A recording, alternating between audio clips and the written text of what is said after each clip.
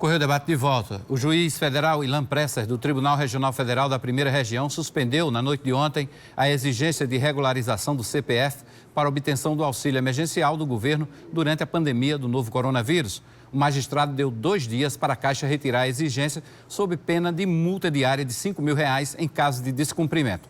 O juiz destacou que a exigência estava provocando filas e aglomerações em agências da Receita Federal, contrariando medidas de distanciamento social adotadas pelas autoridades sanitárias no combate à pandemia. A liminar é uma decisão precária e pode ser derrubada a qualquer momento. Portanto, é melhor não confiar e aproveitar esse momento para regularizar a sua situação sem ir para as filas na Receita Federal ou nos bancos. É bom saber que dá para fazer tudo isso sem sair de casa pela internet.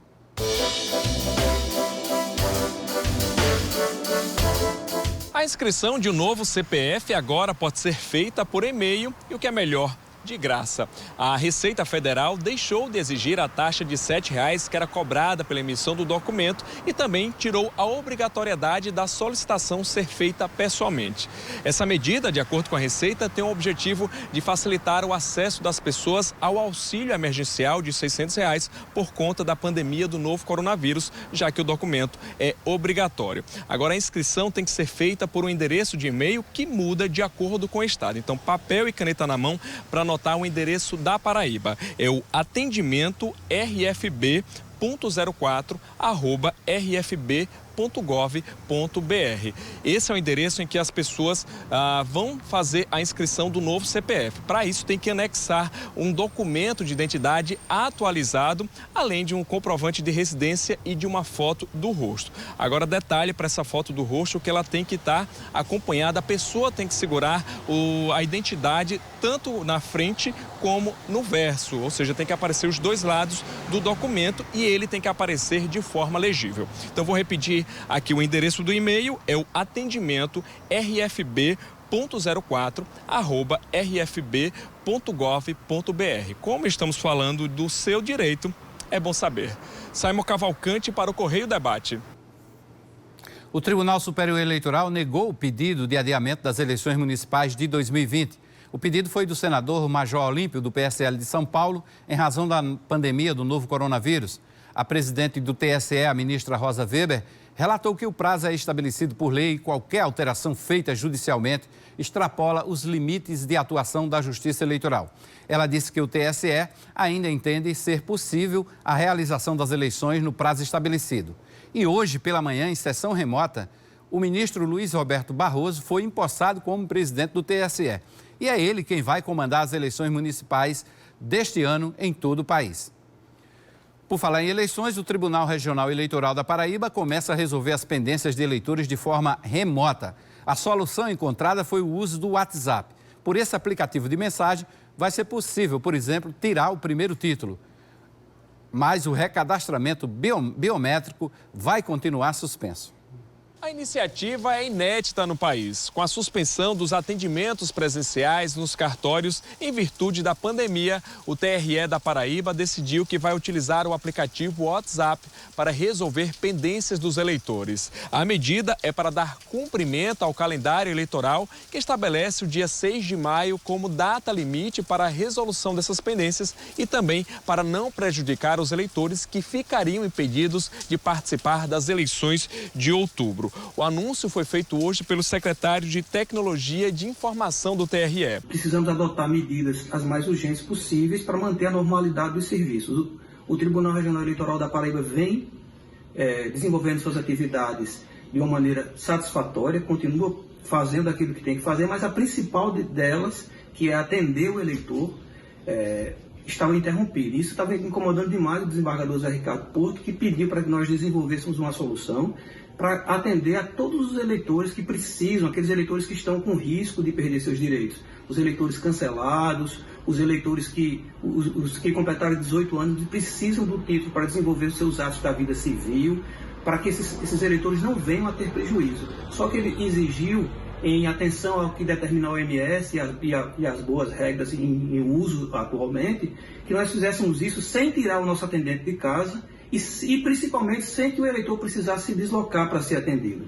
Então nós pensamos numa solução mais prática e mais difundida e optamos por utilizar o aplicativo de mensagem mais divulgado hoje, se não todo mundo, mas a grande maioria da população tem esse aplicativo instalado no seu celular e através dele vai conseguir resolver as suas pendências com a Justiça Eleitoral. Nós vamos divulgar os números desse aplicativo de cada cartório eleitoral do Estado.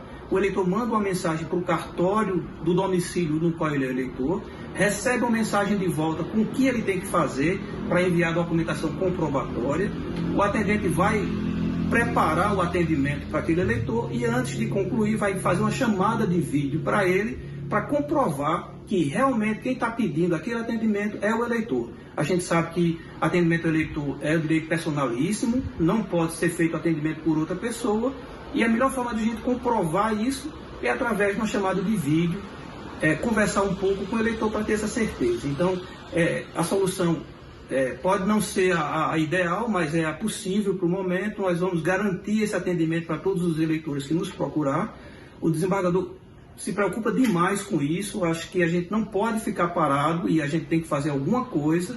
E em breve estamos esperando só a aprovação aí da resolução que vai disciplinar essa matéria para que nós possamos divulgar os números e de imediato começar a atender os eleitores do estado da Paraíba. Segundo o TRE, a coleta de dados biométricos está suspensa pelo TSE enquanto perdurar a quarentena. A ideia é fazer isso posteriormente, mas se não der tempo de fazer antes do pleito, o eleitor vai conseguir votar normalmente. O início do processo via WhatsApp, bem como os números de contato ainda estão indefinidos, já que dependem da aprovação e publicação da resolução por parte do tribunal. Simon Cavalcante para o Correio Debate. Entre os projetos aprovados ontem pela Assembleia Legislativa está um que prevê a criação de 65 cargos comissionados de assessor de gabinete para juízes do primeiro grau. O projeto foi encaminhado pelo presidente do Tribunal de Justiça da Paraíba, desembargador Márcio Murilo da Cunha Ramos. A aprovação foi polêmica. Hoje, o desembargador Márcio Murilo falou dessa aprovação pela Assembleia. Em relação a essa situação da nomeação dos assessores para juízes de primeiro grau, né? Isso aí é fruto, inclusive, de um acordo que eu fiz com o CNJ e a Associação de Magistrados da Paraíba, lá em Brasília, que havia uma reivindicação de se priorizar o primeiro grau. E uma das metas do CNJ é nomear assessor para juiz, porque aqui na Paraíba temos um dos menores índices de assessoria entre os tribunais do Brasil em relação aos juízes, deve ser 1,2 por aí. E o CNJ estava cobrando o aumento de assessores, que são as pessoas que ajudam os juízes a minutar as sentenças, a fazer as pesquisas de jurisprudência. E os tribunais que mais produzem no Brasil são esses que exatamente têm mais assessor. Tribunal como o Sergipe, a média de assessores para juiz é de 4, 5 assessor por cada juiz. Aqui é 1,2 por aí.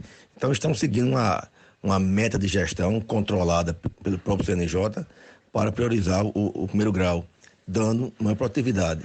E o dinheiro? Olha, o dinheiro veio da economia e também com as agregações de comarcas. E aí merece um ponto específico de que essas agregações aumentou o trabalho dos juízes que receberam os processos das comarcas agregadas. E os juízes terão que ter um apoio logístico, um apoio jurídico, exatamente desses assessores. Tá aí. Houve essa polêmica, alguns deputados se posicionaram contra, como Valber Virgulino, como o cabo Gilberto. A deputada Estela Bezerra também se posicionou contra, mas acabou votando favoravelmente. O líder da oposição, Ranieri Paulino, disse que esse não era o momento para a apresentação desse projeto. O Tribunal de Justiça justifica de que houve uma economia, inclusive com a redução daquelas comarcas, e quando houve a redução das comarcas, os juízes passaram a acumular mais trabalho, precisam de mais assessoria e que, além de tudo, esse projeto foi apresentado lá em dezembro do ano passado, bem antes da pandemia. Final do Correio Debate desta quinta-feira. Você fica agora com o Jornal da Correio, edição especial apresentada por Linda Carvalho.